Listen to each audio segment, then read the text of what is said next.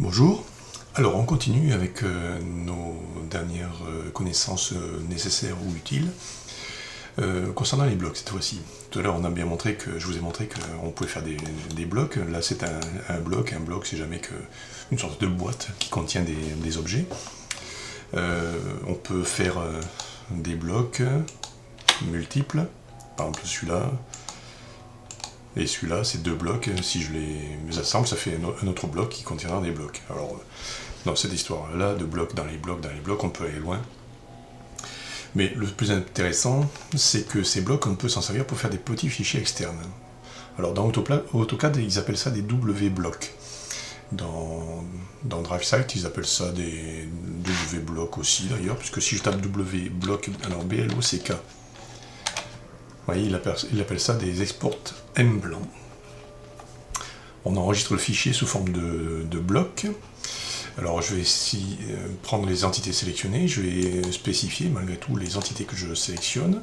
Alors il y a un bloc, plus le rectangle, plus les cercles, plus la ligne. Alors, spécifier le point dans la zone graphique. Alors si vous dites rien, il va aller chercher par défaut le point 00. Alors vu que je dessine jamais à l'origine, il vaut mieux spécifier le point que vous voulez. Alors en règle générale, ce sera toujours le point milieu ou le côté par exemple. Alors je prends le point milieu. Et après il vous demande où est-ce que vous voulez le mettre. Alors je vais le mettre dans mon fichier, dans mon dossier de SketchUp, où je mets mes fichiers pour cette formation. Non, ce sera plutôt YouTube, site Weebly, vidéo. Voilà, je vais le mettre ici. Et je fais OK. Voilà. Si je vais aller chercher à ouvrir ce fichier, je vais dans mes documents, YouTube, site Weebly, vidéo. Voilà.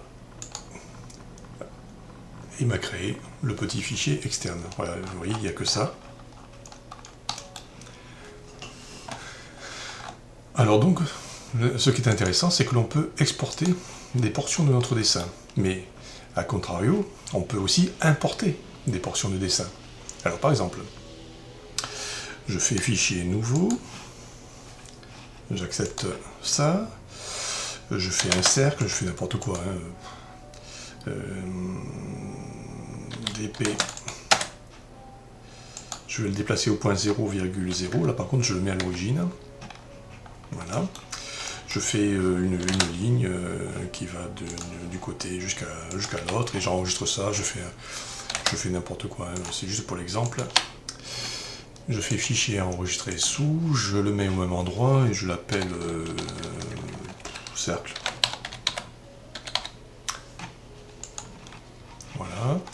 Je retourne dans mon dessin et j'insère un bloc que je vais chercher. Cercle, ouvrir. La position, je le spécifie à la main. J'applique une échelle uniforme. Et je n'éclate pas le bloc quand je pose, rotation, on peut spécifier, on fait OK, voilà.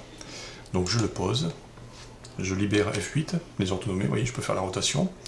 Mettons, je tourne comme ça, et voilà, il est posé. Le bloc est inséré.